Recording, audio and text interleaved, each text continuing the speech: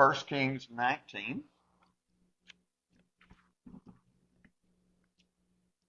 You ever have one of those moments, you have those times, or maybe you go through a phase where you just think, that's it, I'm done. I quit. I can't take any more of this. And you just feel worn out. When you go through one of those phases, what I want you to understand is you are totally, perfectly normal. Some of the greatest biblical heroes went through the exact same thing. So 1 Kings 19:2, Jezebel is out to get Elijah. Then Jezebel sent a messenger to Elijah saying, so may the gods do to me and even more if I do not make your life as one of them by tomorrow about this time. And he was afraid, and he arose and he ran for his life and came to Beersheba, which belongs to Judah, and left his servant there. But he himself went a day's journey into the wilderness, came and sat down under a juniper tree, and requested for himself that he might die, and said, it is enough now, O Lord, take my life, for I'm not better than my fathers. Now here's a hero who has just called down fire from heaven and had an awesome, indescribable victory. And Jezebel, of course, upset about it. And he's running, and he's discouraged. Go over to Jeremiah chapter 20. Jeremiah has his own struggle also. Jeremiah 20, verse 7 through 9. Now, Jeremiah is a little bit different. This is his complaint. Lord, you have deceived me. I want you to pause right there a second. Jeremiah is God's prophet. He's been doing God's work. And now he says, Lord, you deceived me, and I was deceived. You have overcome me and prevailed. I have become a laughingstock all day long. Everyone mocks me. For each time I speak, I cry aloud, I proclaim violence and destruction, because for me the word of the Lord has resulted in reproach and derision all day long. If I say I will not remember him or speak any more in his name, then in my heart it becomes like a burning fire shut up in my bones, and I'm weary of holding it in. I cannot endure it. Now he's in one of those places. He's like, be going over to John chapter 6. He's like, I'm just going to quit. And then he found out he couldn't. And then in John 6, we don't think of Christ as being discouraged, but most people would put this in that type of a context. And this, let me click up ahead here. John 6 and 66. So he's been teaching to the people. He did the miracle of feeding the 5,000. The next day they come back and they want another free meal. Christ is not going to play along with their selfish, fleshly agenda. And so he delivers them a sermon about having to drink his blood and eat his flesh, to which they go, this guy's nuts. We can't hang around with him. And as a result of his teaching, as a result of him offending them with his message, many of his disciples withdrew and walked with him no more. And he said to the 12, do you want to go away also? Of course, Simon Peter answered something wise. Where else would we go? Now, most people look at this and see this as a time where Christ was a little disappointed, discouraged. We know he was angry at times at different people. And the point that we're making with these three examples is feeling discouraged in the face of disappointing results or opposition or whatever's going on in life. That's just the common experience of life. If anyone thinks they're going to walk through life and everything's just going to be joyful and happy all the time, then they're naive. The fact of the matter is, if you're going to walk the straight and narrow road, the devil is going to try to beat you down and beat you off of that straight and narrow road. Oddly enough, if you're on the broad road, he's going to try to drive you deeper into it. You don't get away from the realities of life. This is just the way it works. So when you do go through them and you do face them, understand it's not the end. It's just a moment. Well, think back. Think back to the different moments of disappointment that you've had in life. Those times where you felt discouraged and all of the times that you wanted to quit. And if you've got 20, 30, 50, 60 years and you think about it, you can come up with a lot of them. I want you also to think some of those earlier moments when you felt discouraged and wanted to quit, let's say when you were 16 or maybe 22. How serious do they look now? You look back on some of those and kind of go, well, that was silly of me. It's okay. That's just where we were in the journey. So what I'm going to tell you to do is when you feel those times, allow yourself to feel it. You are human.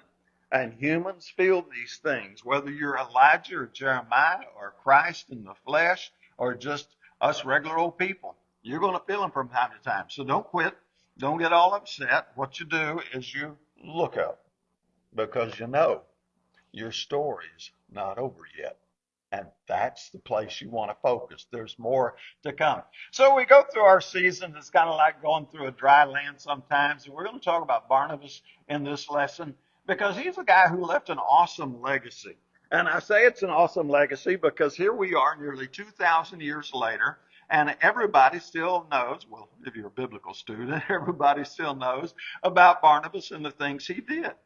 And he did some wonderful things. Now, this is just kind of a preview. We'll get into his generosity in Acts 4:36, where he sold his land and he gave it and laid it at the apostles' feet, which was quite impressive.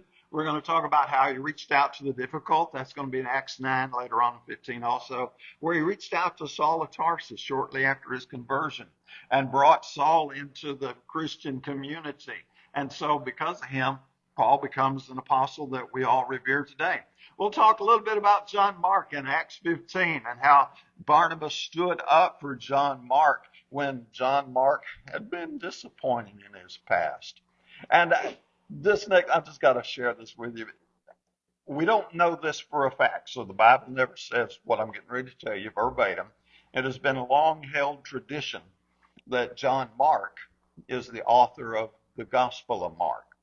Now, some of the authorships we're not real clear on anyway, but that has been the long-held tradition. And I just think it adds a neat little flavor if you like that long-held tradition, that had Barnabas not stood up for this man, I wonder what we would have. Don't know. We're just speculating there. So Barnabas saw John Mark's potential, which is great. That's what we do. So what we want to do is we want to look at Barnabas, and we just want to imitate him in the ordinary moments of life. Later on, we'll have Colossians 3:23. Whatever you do, everything you do, do it as though you're doing it for the Lord. So number one, Barnabas just followed Jesus. He wasn't spectacular. Barnabas did not do miracles. Remember, Paul did miracles, and they were such extreme miracles that they call them unusual there in Acts 19. We don't have any recorded miracles of Barnabas. All we have recorded of Barnabas is really a little bit, but it's neat that it lasted 2,000 years. He reached out to Saul of Tarsus. He reached it up from John Mark, and he sold a piece of land and gave the money to the apostles. That was it. He was an ordinary guy doing ordinary things. He didn't do anything that you and I cannot do to this very day. And we'll talk about selling some land, and we'll use that as an analogy later on in the lesson. But all of us can stand up for somebody who's being unfairly rejected. It's nothing outside of our abilities. So he simply followed Jesus. He acted on it. He didn't just sit around and nod in agreement. You know, a lot of people like to do that. They like to sit in a sermon, nod in agreement. One of my favorite stories is the guy that every time I preach on being a responsible husband, he would always say, "Man, you stepped on my toes." But he never changed. But he thought he did something because he agreed with the sermon. I'm like, no, it's got to go a little deeper than that. But anyway. So Christ says, "Why do you call me Lord, Lord? Do not do the things that I say," in Luke 6:46. Barnabas was one of those guys who did the things Jesus said. And again, not big, phenomenal, outrageous things. He just went out and helped folks that needed some encouragement. And if you will look, there are people in our lives, every single one of us, there are people who need encouragement.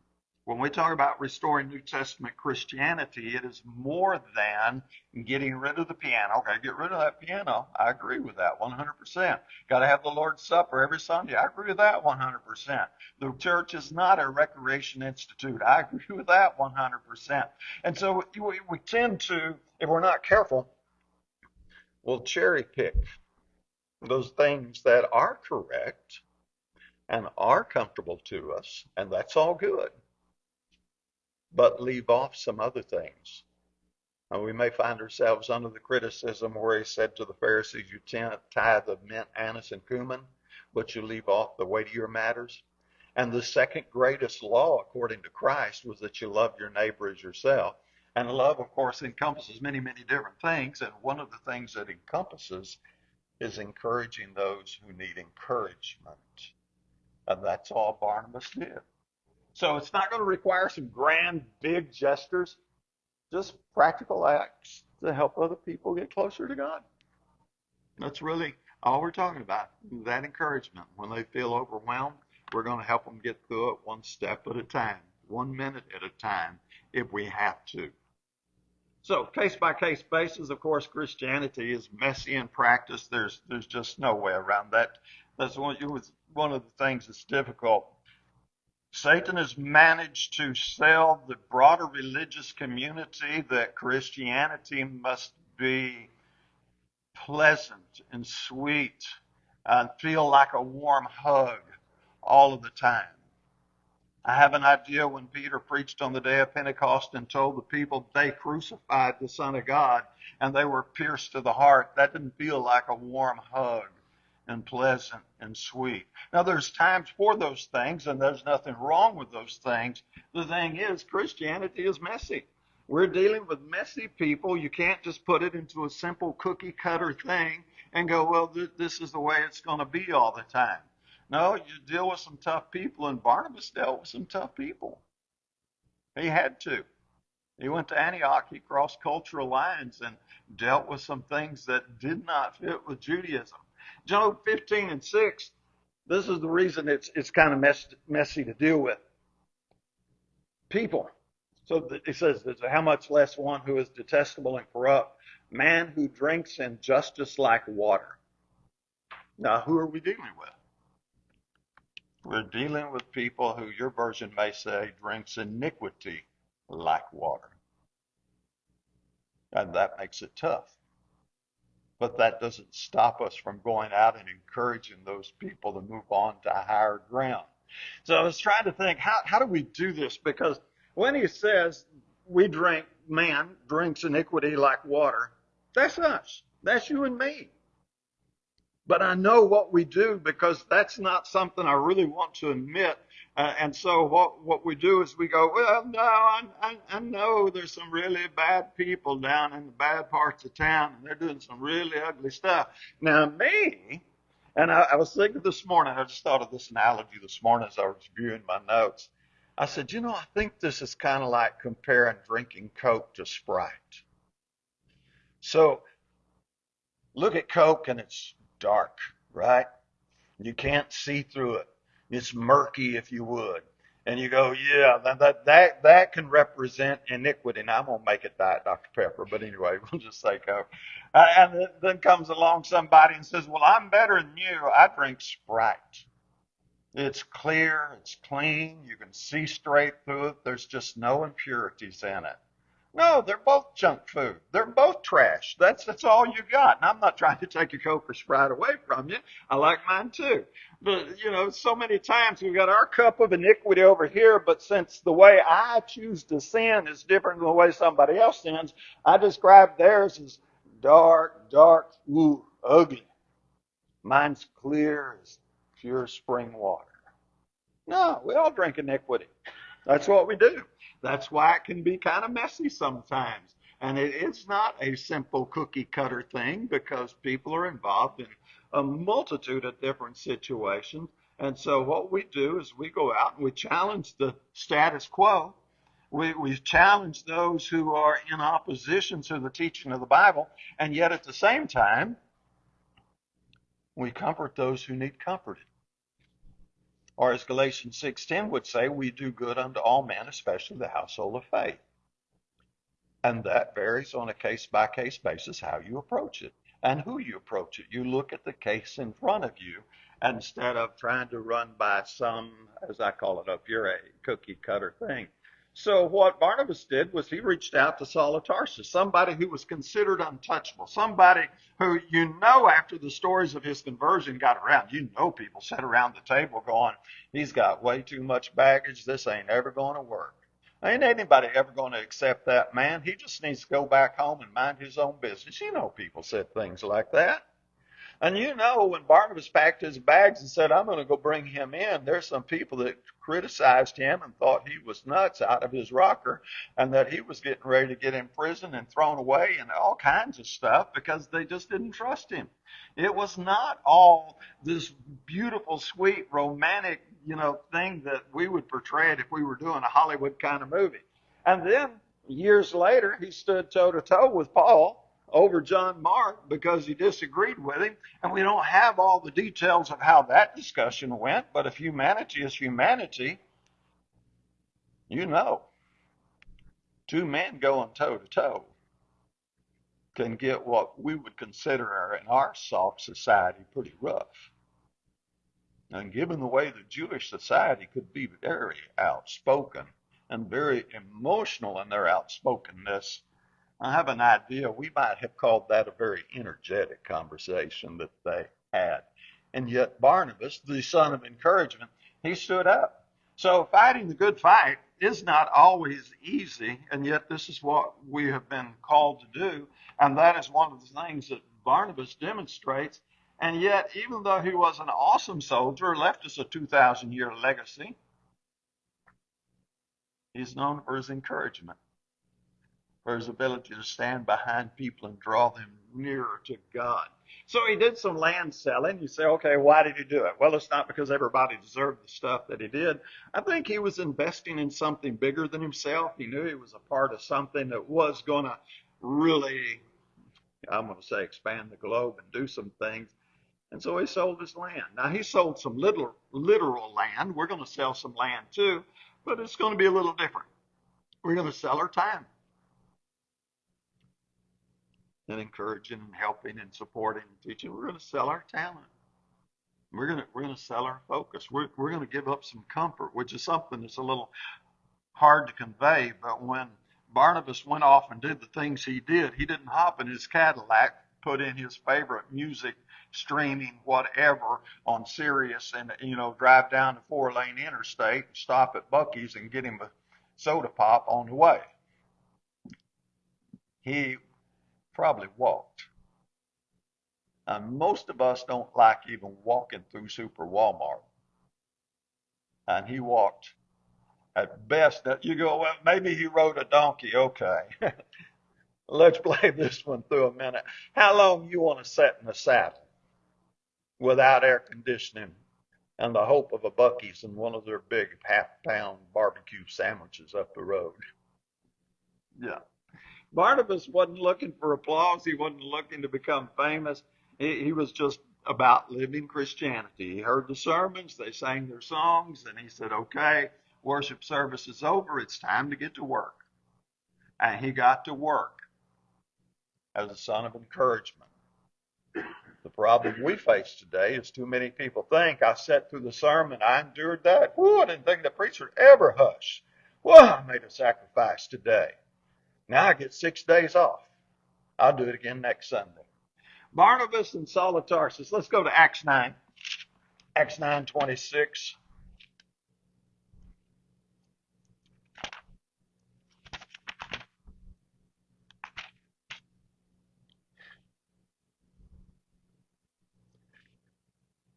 Starting verse 26. When he, as Paul, came to Jerusalem, he was trying to associate with the disciples, but they were afraid of him, not believing that he was a disciple.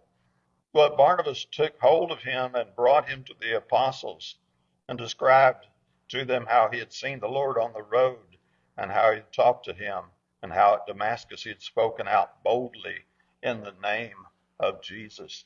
Now there's some courage because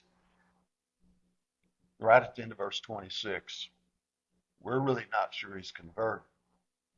And if he's not really converted, if it is a trap, you're done for.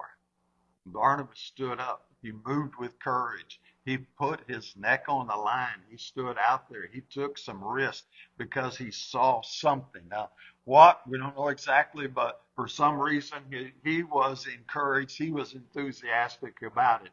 And so you had your negative complainers. You know they were there. And you got Barnabas.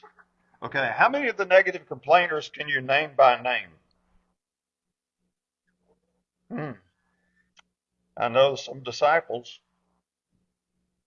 Who can you name by name? The one that stood up. Hmm. Interesting thing to think about. So what if Barnabas had listened to the fearful and sat down? Now I'm of the opinion that God would have got Paul in somehow. I just don't know how. It'd have been a different story in the Bible. It wouldn't have been Barnabas. But Barnabas, he's the one. He was the operative, if you would, and he did what he was supposed to do because he knew he wasn't called to just sit comfortably and do nothing and stay in his comfort zone. And we're not. We're not called to sit in the dugout, sit on the bench, or what you want to call it. We're called to fight the good fight, 1 Timothy 6:12.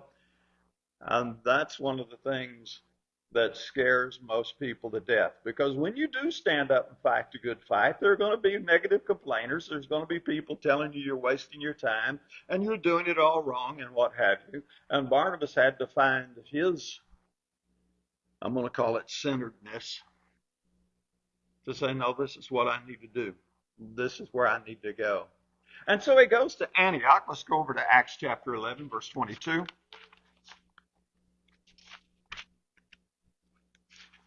So he heads off to Antioch.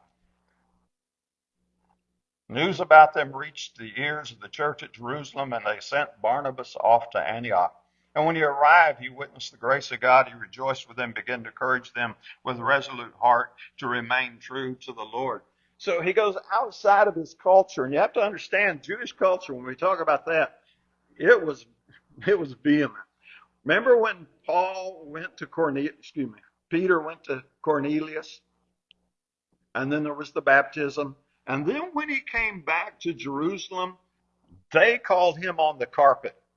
And they wanted to know, why are you dealing with the Gentiles? We don't do that. And Peter had to defend himself for having gone to. Now, you and I, we cross these lines all the time. We like, what are you talking about? No. And when Barnabas crossed that same line, he became the focus of criticism to some of those vehement Judaism people who wanted to be Christian but didn't really know what to do with the Gentiles or how they were going to fit in. But when he went, he didn't make excuses. He didn't hesitate. He didn't try to put it off on somebody else. He just gave himself. He went. That's what he did. He just said, somebody needs to go. I'm available. I'm going to go. Come down to verse 25, maybe through verse 26. And then he left Tarsus to look for Saul. And when he had found him, he brought him to Antioch. And for an entire year, they met with the church and taught considerable numbers. And the disciples were first called Christians in Antioch. So apparently, no, we're kind of guessing here, but apparently the work was so big, he needed some help. And so he reached out to Paul for help. He didn't say, no, this is my work. I can't share my pulpit with anybody. He said, no, let's get Paul in here. We can do some stuff. And so we're going to have our Antiochs also. And it could be at our job, our school, our neighborhood. You'll have to decide where your symbolic Antioch is. And we're going to go there.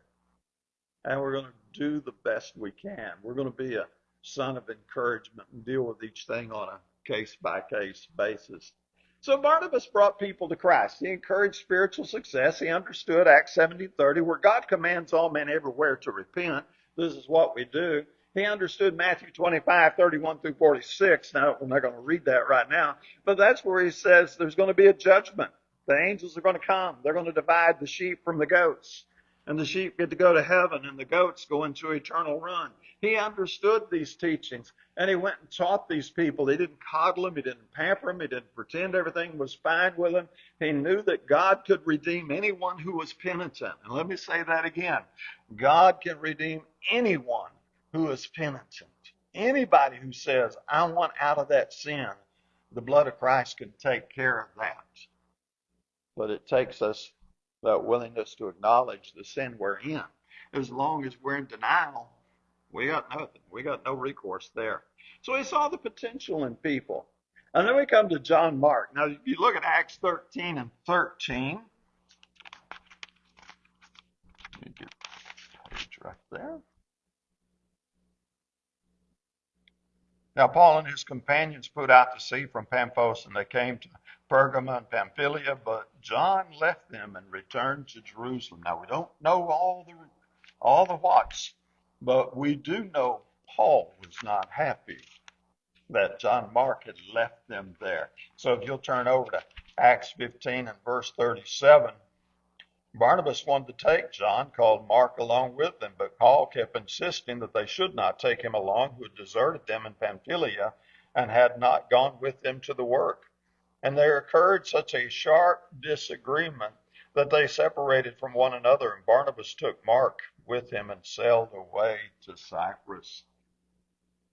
Barnabas took an uncomfortable stand. He wasn't afraid to take a stand. Now, he's a son of encouragement. He is known for his encouraging personality. He was encouraging even when he was taking a stand. He was encouraging John Mark. God forgives the penitent, and he does. And I think Barnabas understood that. Barnabas practiced Matthew 18:21. Now that's where Peter came and said, how many times should I forgive my brother? Up to 7 times a day. He thought he's been really generous. And that's where Christ said, how about 70 times 7? I think Barnabas got that. He knew that a second chance could empower the willing. And if this John Mark is the same authorship as the Gospel of Mark, I'm glad Barnabas gave him a second chance. So now what we do is we look around and go, who needs a second chance? Who's been having trouble? Who's been struggling? Who needs to leave a sin behind? How can I encourage them to leave that sin behind? I want to make this very clear. Being a son of encouragement does not mean pampering somebody while they are in their sin and making them feel okay about their sin. Being a son of encouragement is encouraging people to leave their foolish ideas behind and stand more squarely with God. That's the encouragement we're called to offer. So as you look at the whole picture, we'll start to wind it up. Barnabas is not a license to sin. He's not a license for permissiveness, and that is one of the things that has invaded the modern religious community. I tell you, you've got to give Satan points. If you talk about diabolical genius, it just blows my mind today. So I'm looking at my clock so I don't go too long. Let me do a brief recap. Back when I was in the 1960s growing up Southern Baptist, had I gone and talked to a Catholic about morals, now we didn't like the Catholics, we were pretty clear about that, but had we gone and talked about morals, we would have found that as we talked about the 7 deadly sins and the things that fall under those 7 main categories, we would have been in agreement. We would have disagreed big time about the Pope and all that stuff, But when we looked at morals, we would have said, yeah, that's right. When we go over to the Assembly of God, that was my grandma's church. And we talked about, speaking in tongues, not speaking in tongues. Well, I was Southern Baptist. We wasn't going to raise hands and speak in tongues. It just didn't go that direction. But if we talked about morals, we were on the same page. We had disagreements, but we had a moral agreement. Had I gone down to the Methodist church or the Presbyterian church, we'd have had different doctrinal ideas on some things, but morally, we would have been in the same place. Can we say that today? Not at all.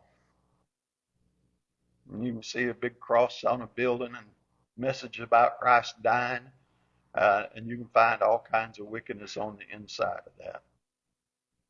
That's not what we're here to encourage. This is not a license to approve sin. When we say son of encouragement, yes. And the encouragement is to draw near and near to God, to wash your hands, your sinners, and come out of the world. Love doesn't blur the lines. It doesn't minimize the lines. Yes, it's encouraging.